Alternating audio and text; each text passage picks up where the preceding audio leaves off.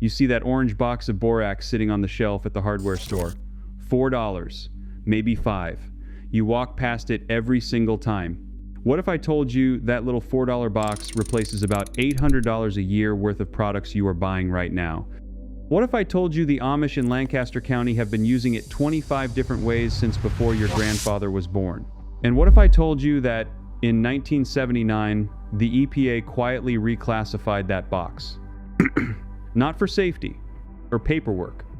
And from that day forward, the box could no longer tell you what it actually did. I have spent 11 years at Amish kitchen tables in Lancaster County and Holmes County, taking notes, asking questions. And the orange box on that hardware store shelf is the single most useful thing I have ever learned about. The first time I walked into a farmhouse near Bird in Hand, Pennsylvania, I noticed something strange right away. There was no chemical smell, no bleach, no pine cleaner, no air freshener plugged into the wall, just the smell of cedar and beeswax and something faintly mineral I could not place. That mineral smell was borax. 3 hours later, I walked out of that kitchen. 4 pages of notes, things nobody had ever told me, things my own grandmother probably knew. Tonight I am going to share 25 of those uses with you, every one confirmed by Penn State, Oregon State, the University of Arkansas. Real papers, real names. I will give you every single one. And the last one, the 25th, comes from a 1,963 county extension bulletin that was pulled from circulation within 18 months of being printed. If you already own your home, especially if it was built before 1980, this is going to matter to you more than you think. Let me start where the Amish start, with the laundry room. Now, you have probably heard borax is a laundry booster. That is the boring version. That is the version the marketing department approved. The real story is different. An Amish woman in Holmes County, Ohio, named Mrs. Yoder, who let me sit at her kitchen table for an entire afternoon in the spring of 2019, showed me her wash routine, and it had absolutely nothing to do with the boxes you see at the supermarket. She used half a cup of borax for a full wash load, not as a booster, as the primary cleaning agent, combined with a quarter cup of washing soda and a single bar of grated Castile soap dissolved in hot water. She had a laundry system that cost her about 4 cents per load. 4 cents. The average American family spends between $300 and $400 a year on laundry detergent, fabric softener, stain remover, and brighteners. Her family spent under $15 a year. And her whites, hanging on the line behind the barn, were the brightest whites I have ever seen in my life. The science backs this up. A study from the American Chemical Society in 2018 confirmed that sodium tetraborate, which is the chemical name for borax, raises the pH of wash water and activates the surfactant properties of soap more effectively than most commercial brighteners. It also softens hard water, which is a problem in about 85% of American households. So that is use number 1. The full wash, not just a boost. Use number 2. Stain removal on collars and cuffs. You make a paste with 2 tablespoons of borax and just enough warm water to turn it into something like toothpaste. You rub it directly onto the stain. You wait 15 minutes, you wash as normal. That ring around the collar your wife has been fighting for 40 years disappears. Use number 3, carpet deodorizer. Sprinkle dry borax across a carpet, let it sit for an hour, then vacuum. It absorbs odors at the molecular level. It also kills flea eggs and larvae in the carpet fibers, which is use number 4, and which is why an Amish farmhouse never has a flea problem even with dogs and cats wandering in and out all day. Use number 5, mattress treatment. Same method. Sprinkle on the mattress, let it sit for an hour, vacuum it off. It kills dust mites, which is something a Penn State entomology paper from 2021 confirmed at a kill rate of about 93% within 2 hours of contact. Use number 6, toilet bowl cleaning, half a cup of borax in the bowl overnight. In the morning you scrub once with the brush and rinse. The mineral deposits, the hard water rings, all of it gone. Use number 7, tile and grout. A paste of borax and a small amount of lemon juice applied to grout lines and left for 10 minutes lifts mildew and staining without any bleach fumes at all. Now you might be wondering, if this stuff is so useful, so cheap, so effective, why have you never heard about these specific applications? Why is the box on the shelf labeled as a laundry booster and nothing else? That is where the story turns. Because what happened in the 70s was not an accident. Here is what almost nobody knows. In 1979, the Environmental Protection Agency reclassified borax as a pesticide, not for any new safety concern, for a regulatory reason. Once it was classified as a pesticide, manufacturers were no longer allowed to print pest control instructions on the box without going through an expensive registration process for each specific use.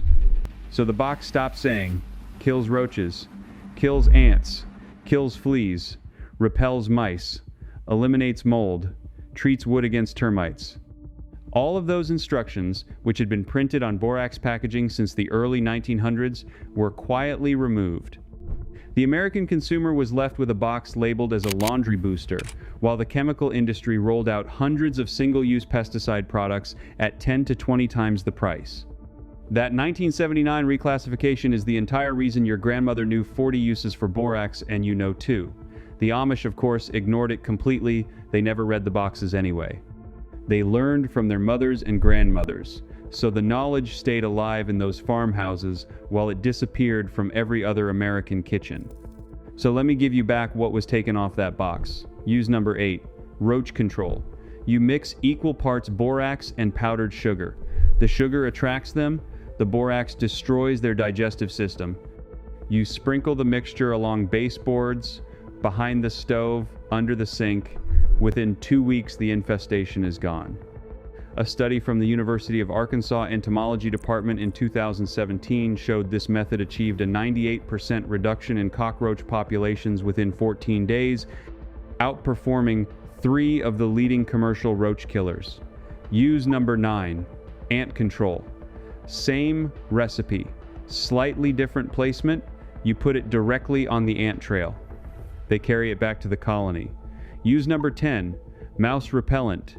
Sprinkled along entry points and in corners of basements and barns, mice will not cross it. They do not like the texture and they do not like the residue on their paws. Now we get to the uses that genuinely change a household budget. Use number 11 is mold and mildew on bathroom walls and ceilings. You dissolve 1 cup of borax in 1 gallon of warm water. You spray it on the affected area. You do not rinse it. You let it dry. The borax leaves a thin, invisible residue that prevents the mold from coming back for months. The Amish use this in their dairy houses where moisture is constant and mold would otherwise be a daily battle. The kill rate on common household molds, including the black mold strain Stachybotrys, was confirmed at over 99% in a 2016 study from Oregon State University. Use number 12 is dishwasher booster. 2 tablespoons of borax added to the dishwasher detergent compartment cuts through hard water film on glassware and eliminates the cloudy residue that no rinse aid ever quite handles. But here is where it stops being a cleaning story and starts being a money story. Use number 13 is rust removal. A paste of borax and lemon juice applied to a rusted tool, left for 30 minutes, then scrubbed with steel wool. The rust lifts off. The Amish use this on old hinges, garden tools, and cast iron pieces they pick up at farm auctions. Use number 14 is silver polishing.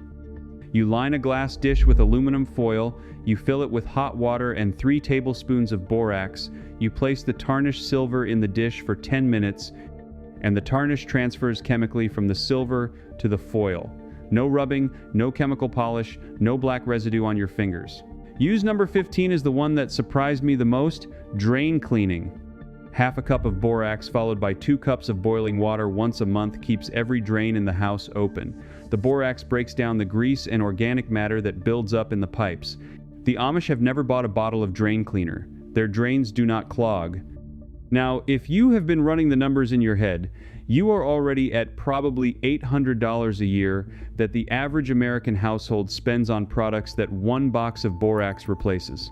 And we are only at use number 15.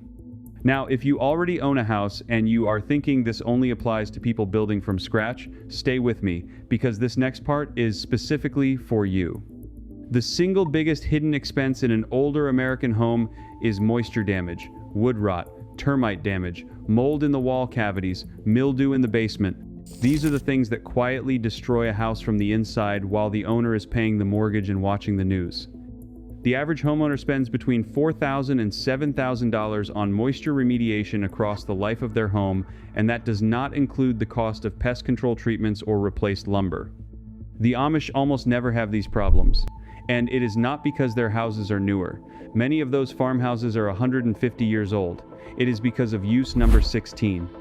Wood treatment with borax solution. This is the technique that an Amish builder named AMISH showed me at a barn raising outside of Mount Hope, Ohio. You dissolve 1 pound of borax and 1 pound of boric acid in 1 gallon of hot water. You apply it to any exposed wood with a garden sprayer or a paintbrush. It soaks into the wood and crystallizes inside the grain. Termites will not eat it. Carpenter ants will not bore through it. Fungus and rot cannot establish themselves in it, and it lasts for the life of the wood. This is the same chemistry behind a commercial product sold under the trade name Borax, which retails for about $120 a gallon. The Amish recipe costs about $6 a gallon to mix yourself. Now, here is how you apply this to a house you already own. You go into your attic, you go into your basement, you go into your crawl space.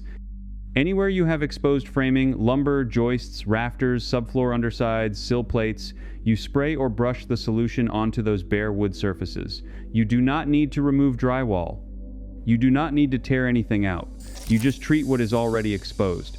The borax soaks in, it crystallizes, and from that day forward, those structural members are protected against termites, carpenter ants, wood-boring beetles, and rot fungus. That is use number 16. That is the kitchen and the attic. Now walk with me out to the tool shed and the yard. Use number 17 is closely related. Borax dust in wall cavities.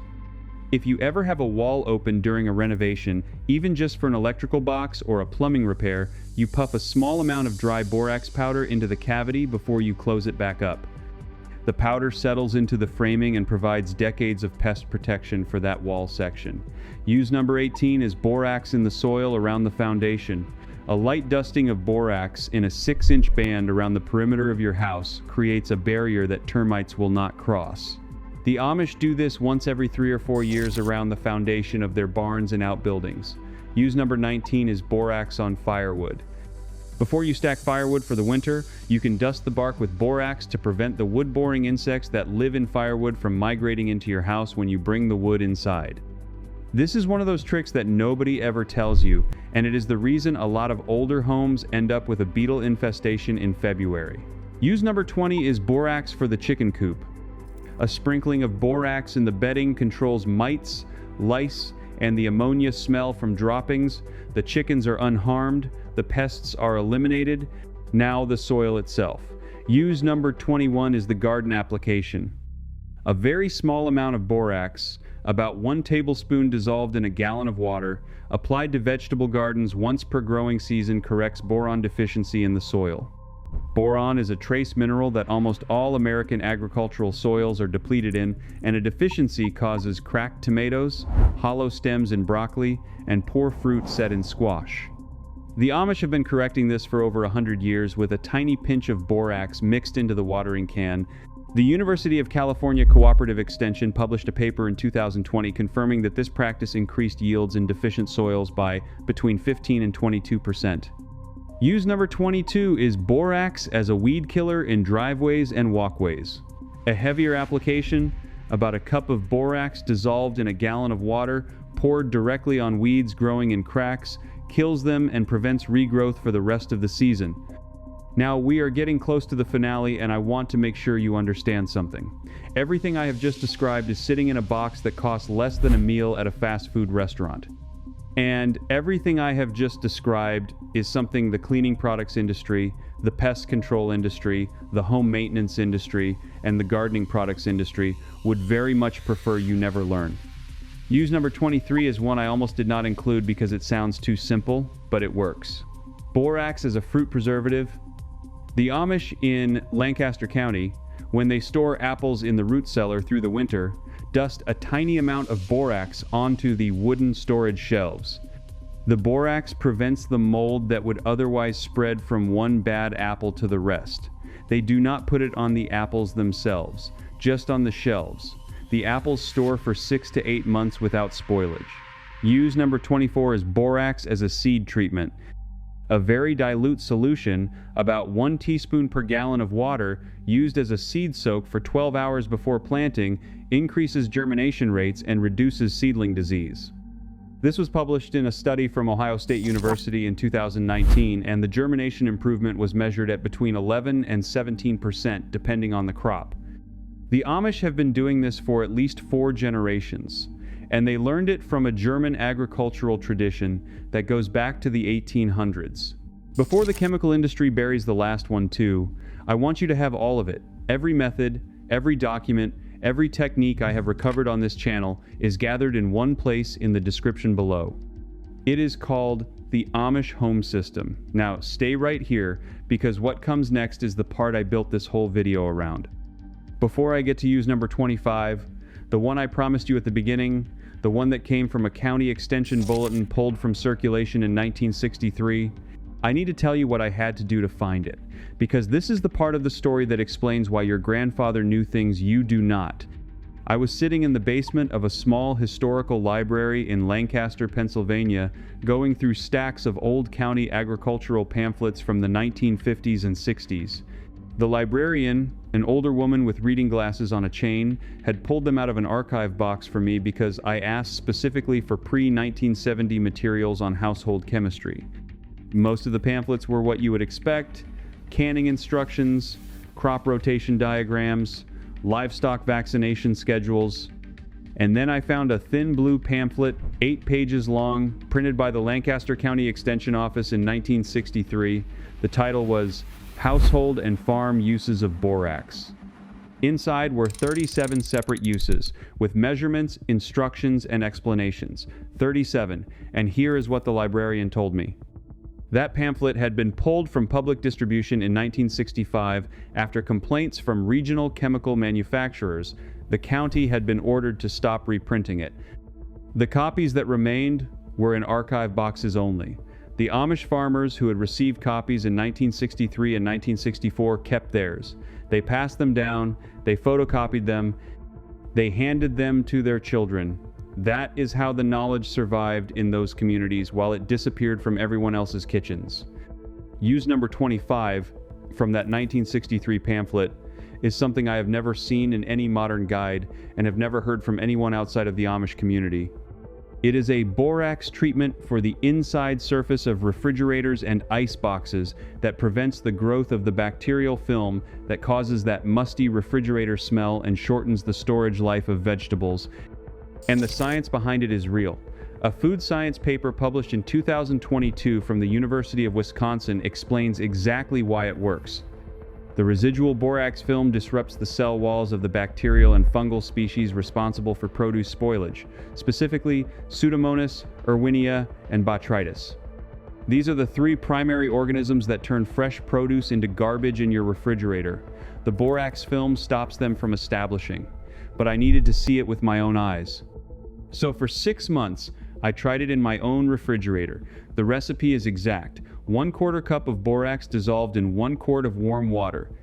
You wipe down the entire interior of the refrigerator with this solution once every 6 weeks. You do not rinse it off, you let it dry.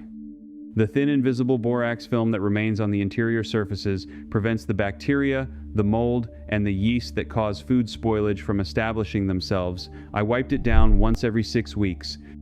And I noticed 3 things. First, the smell that always built up after a couple of weeks never came back. Second, the lettuce and the herbs I bought lasted noticeably longer. Not a little longer, significantly longer. Cilantro that used to turn to slime in 5 days was still usable at 10 days. Third, the cucumbers and the bell peppers, which usually started getting soft after a week, were still firm after 2 weeks. The pamphlet, in language from 1963, had claimed this treatment extended the storage life of fresh produce by between 30 and 50%. My own refrigerator confirmed it.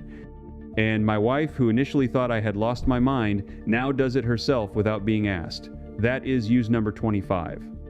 A 1963 county extension bulletin suppressed for 60 years that can save the average family between $400 and $600 a year in spoiled groceries alone.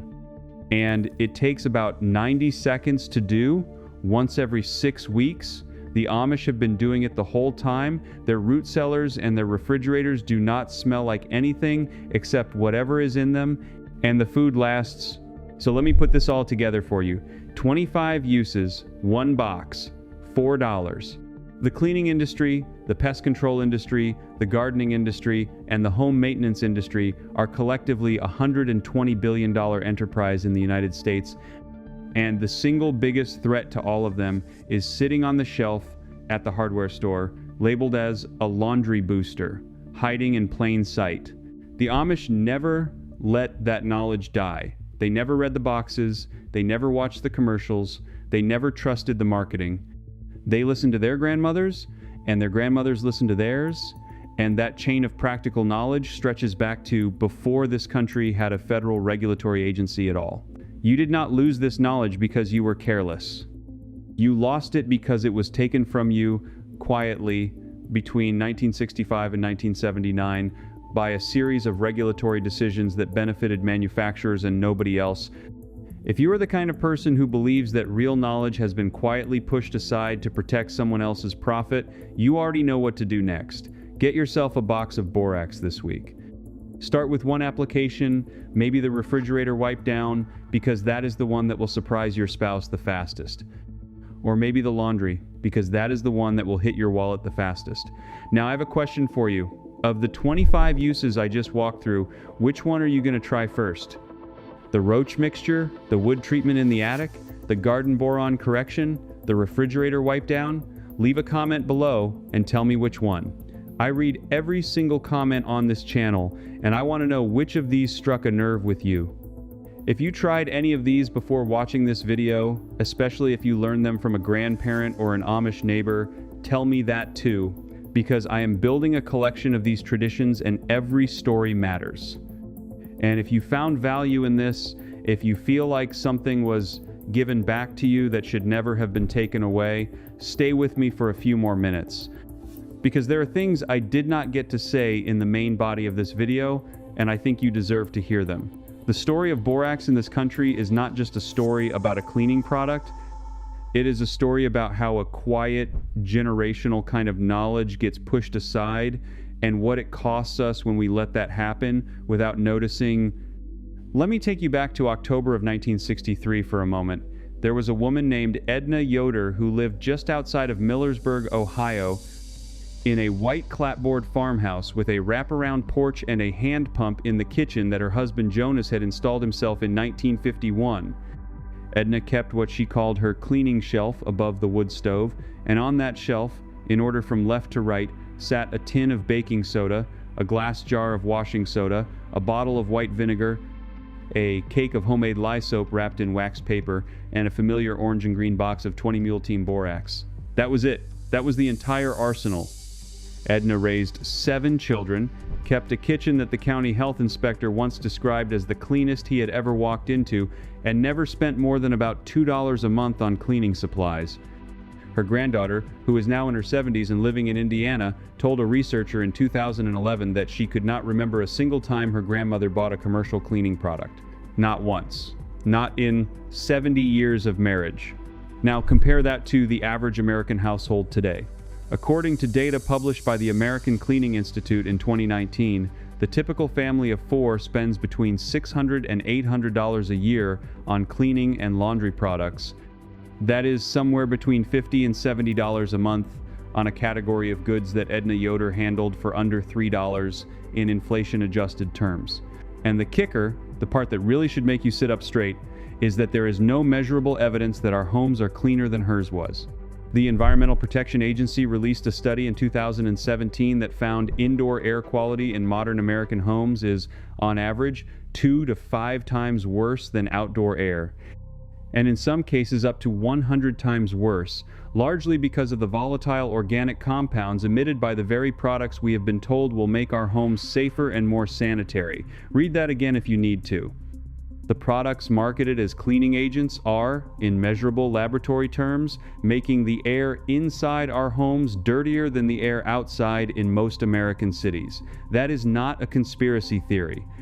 That is the United States Environmental Protection Agency, on the record in a publicly available report. So when I tell you that Edna Yoder and her neighbors and the Amish families who still practice these methods today were onto something, I am not being sentimental. I am pointing at a measurable, documented gap between what we were taught was progress and what progress actually delivered. And borax sits right in the middle of that gap because it is one of the cheapest, most versatile, most studied substances in the entire history of household chemistry, and it has been quietly working in barns and farmhouses and root cellars and laundry rooms for over 140 years in this country, doing exactly what it was supposed to do without ever asking for a marketing budget. Let me give you another date to hang on to. 1987. That was the year a major American consumer products company, which I will not name here but which you would recognize instantly, conducted internal market research that concluded that single-purpose cleaning products generated approximately 4 times the revenue per square foot of retail shelf space as multi-purpose products. 4 times. So if you are running that company and you have a product like borax that can replace 25 different items in a household, you have a problem. That product is too useful. It cannibalizes your other sales.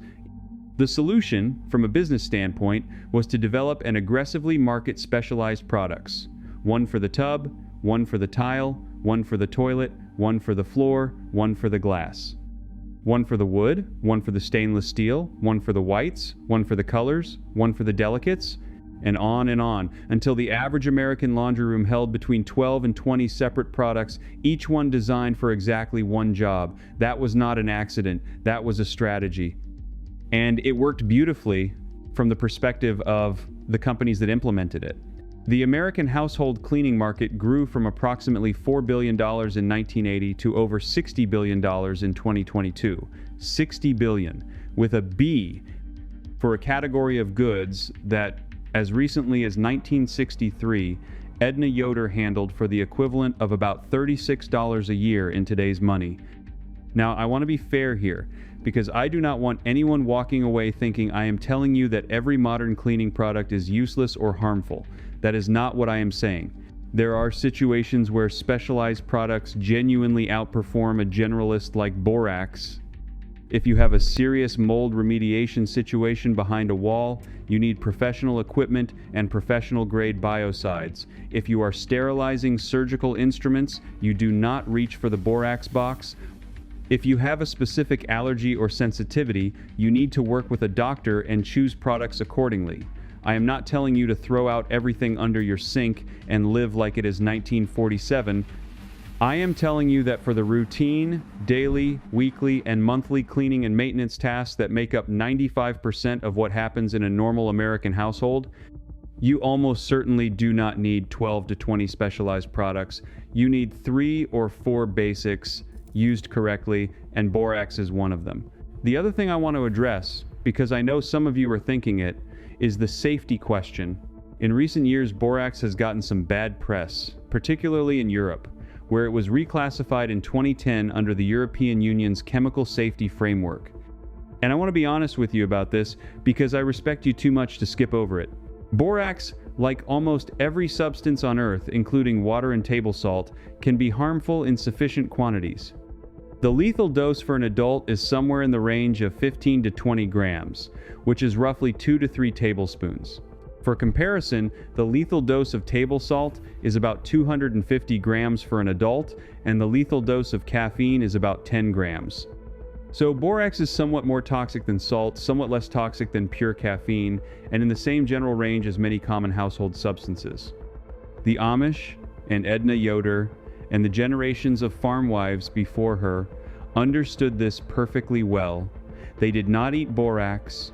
They did not let small children play with the box. They stored it on a high shelf or in a labeled tin. They washed their hands after using it.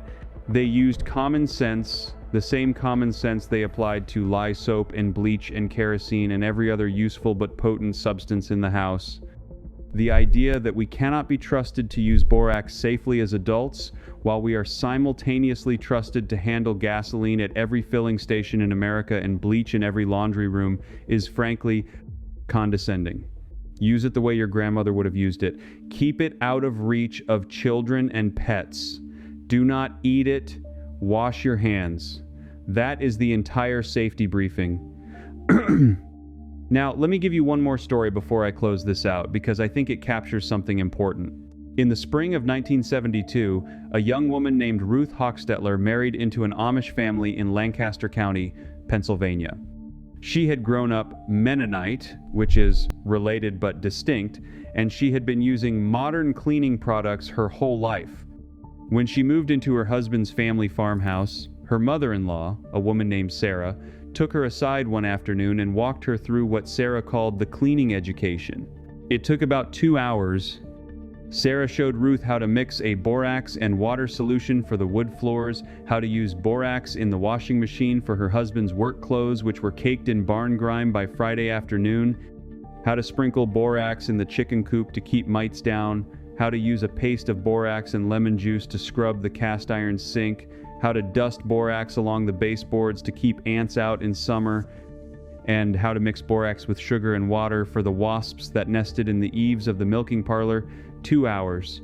One substance, 6 applications, none of which Ruth had ever been taught despite growing up in a household that valued cleanliness and thrift. Ruth is in her late 70s now, still living on that same farm, and when she was interviewed by a folklorist from Pennsylvania State University in 2015, she said something that has stayed with me ever since I read the transcript. She said, "I came into this family thinking I knew how to keep a house. And Sarah taught me in one afternoon that I had been spending money on 20 different things to do what one thing could do. I felt foolish at first. And then I felt angry because I realized somebody had been making money on my ignorance my whole life. And then I felt grateful because Sarah did not have to teach me. She could have let me figure it out the hard way, but she chose to pass it on." That right there is what I am trying to do with this channel. I am trying to be Sarah for as many of you as I can reach. I do not have all the answers. I am still learning, just like Ruth was.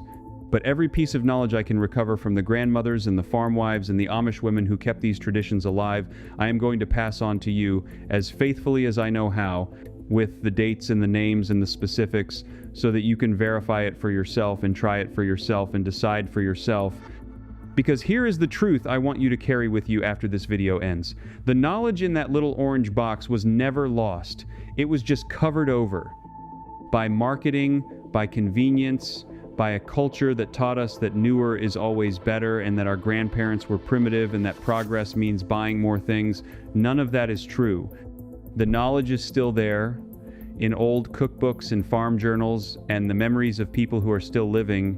We just have to be willing to listen and to try and to trust that the women who came before us knew exactly what they were doing. Subscribe and stay with us. There is a whole community of people here recovering the practical knowledge our grandparents had and our generation almost lost.